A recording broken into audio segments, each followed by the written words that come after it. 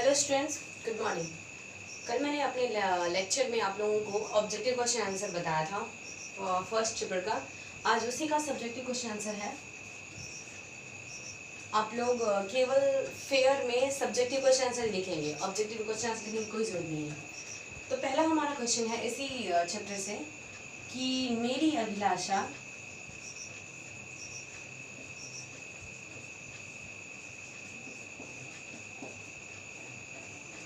कविता के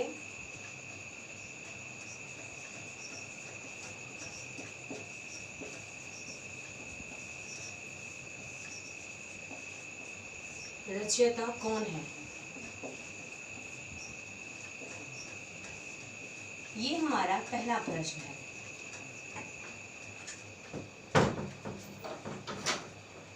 ये हमारा पहला प्रश्न है।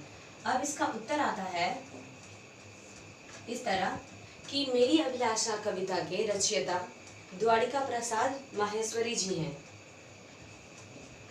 हमें एक शब्द में उत्तर नहीं देना है, ये सब्जेक्ट वाला है तो हमें पूरी पंक्ति के साथ उसका उत्तर देना पड़ेगा। इसमें लिखेंगे मेरी अभिलाषा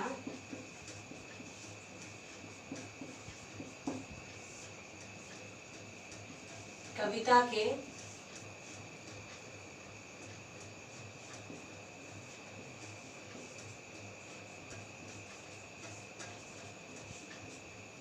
रचयिता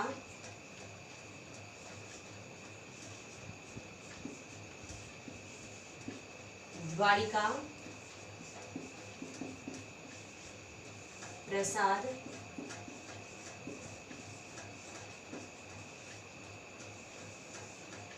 माहेश्वरी हैं। तो ये है पहले क्वेश्चन का जवाब। अब उसके बाद आता है हमारा दूसरा प्रश्न।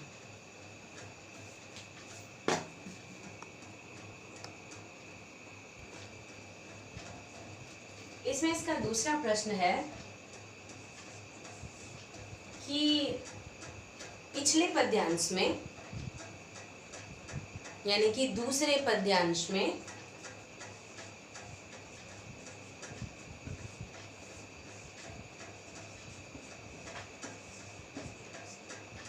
पद्यांश का शाब्दिक अर्थ होता है पद्य अंश, यानी कि पद्य यानी कि कविता में पद्य होता है और कहानियों में गद्य होता है। तो पद्य का जो अंश है उसे हम पद्यांश कहते हैं। तो दूसरे पद्यांश में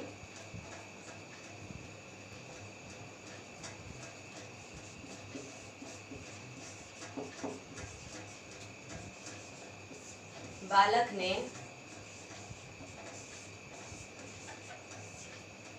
कौन सी इच्छा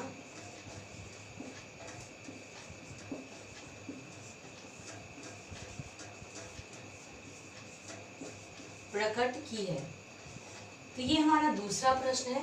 इसका हम उत्तर कुछ इस प्रकार लिखेंगे कि मैंने आपको उस लेक्चर में आप लोगों को कविता के पूरे पद्यांशों का अर्थ बताया था, जिसमें से दूसरे पंक्ति का जो अर्थ था वो कुछ इस प्रकार था कि कवि कह रहे थे कि फूलों सा महकूं मैं, बेगहों सा चहकूं मैं, गुंजित कर वन उपवन, कोयल सा कूकू में मेरी अभिलाषा है। यह पद्यांश उसी पंक्ति का है जिसका अर्थ आपको बताना है कि इसमें उसकी इच्छाएं कौन सी हैं। तो हम इस प्रकार इसका जवाब लिखेंगे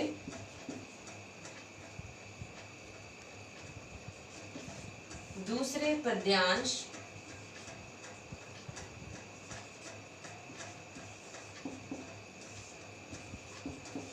में बालक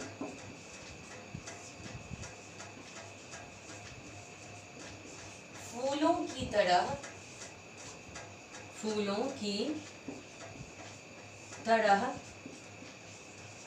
महकना,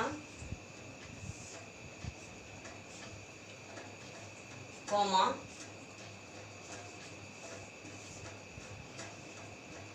चिड़ियों की तरह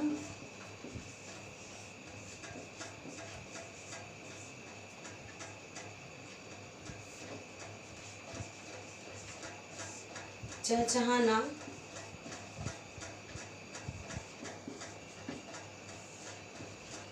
तथा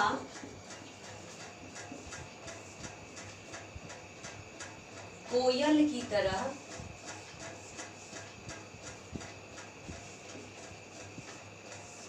कूकने।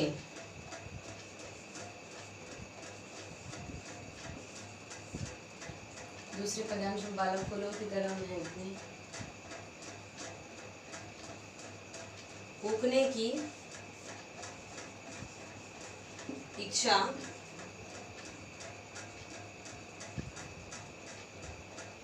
दूसरे पद्यांश में बालक, यहाँ पर नहीं हो जाएगा, बालक ने फूलों की तरह महकना, चिड़ियों की तरह चहचहाना तथा कोयल की तरह कूकने की इच्छा प्रकट की है। इसका ये जवाब हो गया।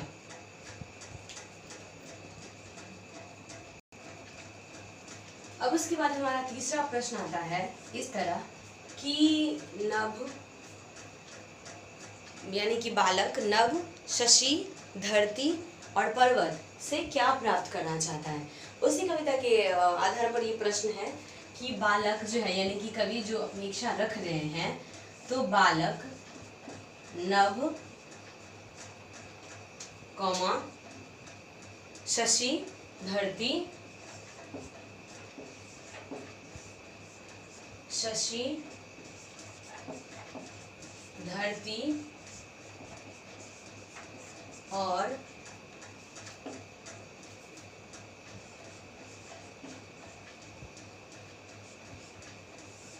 पर्वत से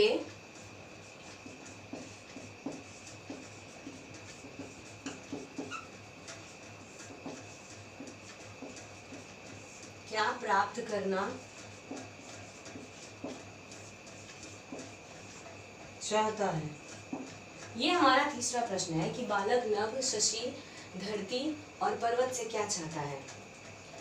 उस दिन मैंने आप लोगों को पद्यांश में पढ़ाया था कि बालक कहता है कि नभ से निर्मलता लूं, शशि से शीतलता लूं, धरती से सहन शक्ति और पर्वत से दृढ़ता लूं। तो उसी की बात इसमें थोड़ा अर्थ को तोड़कर कहना है, अर्थ को प्रकट करते हुए, स्पष्ट करते हुए, ताकि किसी भी प्रकार का कोई शंका या क्या कहते हैं उसको, संदेह न रहे।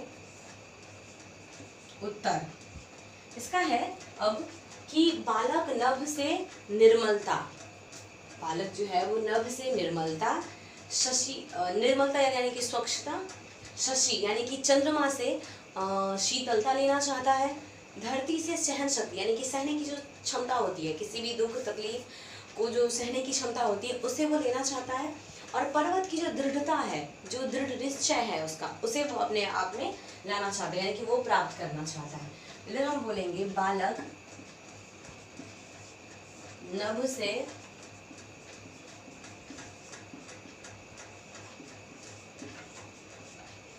निर्मलता, शशि यानी कि चंद्रमा, शशि से शीतलता, धरती से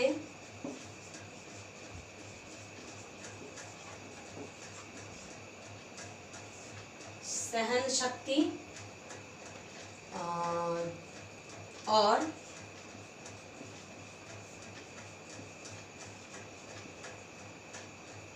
पर्वत से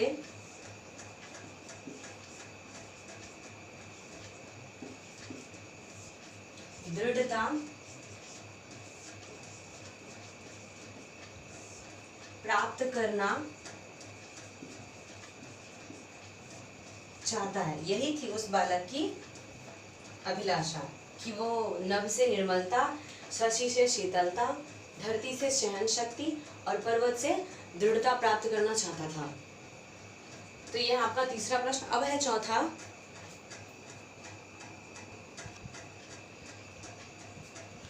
अब हमारा चौथा प्रश्न है कि बालक के अनुसार यानी कि कवि द्वारका प्रसाद माहेश्वरी जी के अनुसार सूरज की, तारों की तथा चंद्रमा की कौन कौन सी विशेषताएं जो हैं वो हैं, मतलब क्या क्या उनकी विशेषताएं हैं, हमें उसे प्रकट करना है कि उनकी क्या क्या विशेषताएं हैं। तो सबसे पहले प्रश्न है ये कि सूरज इसी पाठ के आधार पर हमें उत्तर देना है, ज्यादा कुछ करना नहीं है। सूरज, तारे और चंद्रमा में क्या क्या विशेषताएं हैं, में क्या क्या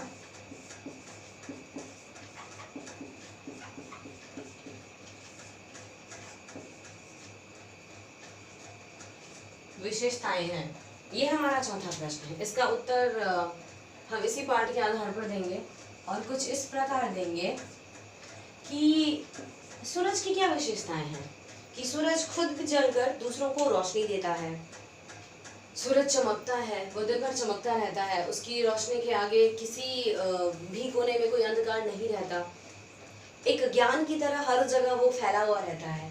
तो उसके आधार पे हम, मतलब इस पाठ के आधार पर हम कह सकते हैं कि सूरज की यह विशेषता है कि वो खुद जलकर दूसरों को रोशनी देता है, खुद कष्ट सहते हुए वो दूसरों को सुख प्रदान करते हैं, चमकते हैं, उनकी चमक से पूरी दुनिया रोशनी मतलब प्रकाशमय हो जाती है। तो इसी प्रकार हम तारे की, चंद्रमा की, इस प्रकार हम क्या है उनकी विशेषताएं प्रकट कर सकते हैं। तो यह है इस प्रश्न का उत्तर कि सूरज, तारे और चंद्रमा में क्या क्या विशेषताएं हैं। तो इस पाठ के आधार पर हम ये कह सकते हैं कि इनमें इस प्रकार की विशेषताएं हैं कि सूरज स्वयं जलकर दूसरों को प्रकाश प्रदान करते हैं। हम जानते हैं कि सूरज की रोशनी इतनी, यानी कि सूरज के प्रकाश में इतनी चमक होती है कि पूरी दुनिया उससे प्रकाशमय हो जाती है। उसी प्रकार कह रहे हैं कि सूरज स्वयं जलकर दूसरों को प्रकाश प्रदान करते हैं, वे अपनी चमक से पूरी सृष्टि को प्रकाशित करते हैं। वहीं तारे दूर आसमान में रहकर भी दमकते हैं, मानो इस प्रकार की ज्ञान की ज्योति चाहे कितनी भी दूर हो, लेकिन यदि कोई व्यक्ति ज्ञान को अर्जित करना चाहता है तो दूर से भी वो ज्ञान का जो प्रकाश होता है वो उसे दिख जाता है। ठीक उसी प्रकार इतना दूर रहने के बावजूद, तारे इतनी दूर आसमान में रहते हैं, फिर भी वो हमें उनकी रोशनी से दिख जाते हैं। तथा चंद्रमा अपने शीतल प्रकाश से सबको आनंदित करते हैं और सबको मंद मुग्ध कर देते हैं। तो यही है सूरज, तारे और चंद्रमा की विशेषताएं। इनकी अपनी अपनी विशेषताओं के लिए ये अलग अलग रूप से प्रसिद्ध हैं, सूरज, चंद्रमा तथा तारे। तो ये इस प्रश्न का उत्तर है। अब है पांचवा प्रश्न हमारा। अब पांचवा सबसे आखिरी प्रश्न है हमारा कि आप अपनी अभिलाषा को 2-3 पंक्तियों में प्रकट कीजिए।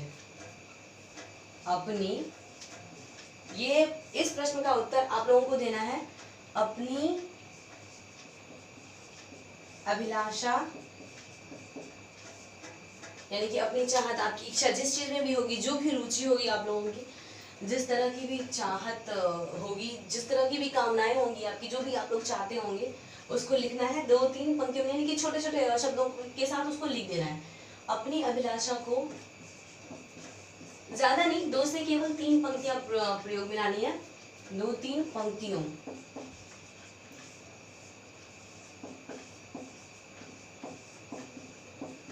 में लिखें। ये आप लोगों को खुद से करना है। इस प्रश्न का उत्तर आप लोगों को खुद से देना है।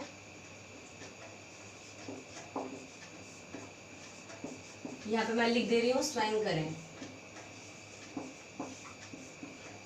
ये आप लोगों को खुद से करना है। इसका जवाब आप लोगों को खुद से देना है। ये ज्यादा मुश्किल नहीं है, ये बहुत ही आसान है कि अपनी अभिलाषा को 2-3 पंक्तियों में लिखना है। आपकी अभिलाषा किसी भी चीज को लेकर हो सकती है, आपके आने वाले दिनों को लेकर हो सकती है, या फिर अभी जो चल रहा समय है आपका, उसमें कुछ आपकी रुचि हो, कुछ इच्छाएं हो, तो ऐसे प्रकार से आप अपनी इच्छाओं को इस प्रकार से व्यक्त कर देंगे 2-3 पंक्तियों पर लिखित रूप से। यही है कि आपके मन में जो होगा, आपकी मन की जो भावनाएं होंगी, उसे आप लिखित रूप से प्रकट करेंगे, वो भी लिखित रूप में इस प्रकार। तो फेयर कॉपी में इन 5 प्रश्नों का उत्तर आप लोगों को लिखना है। केवल सब्जेक्टिव क्वेश्चन आंसर लिखना है फेयर में, कोई ऑब्जेक्टिव क्वेश्चन आंसर लिखना है, बस सब्जेक्ट को लिखना है बस। तो यही था हमारा आज का पहला चैप्टर का पूरा समाप्त हो चुका है। कविता याद कर लेना आप लोगों को। ये प्रश्न उत्तर याद कर लेने हैं। अब उसके बाद दूसरा चैप्टर होगा हमारा, वो मैं आपको नेक्स्ट लेक्चर में पढ़ाऊंगी। दूसरा चैप्टर एक कहानी है, तो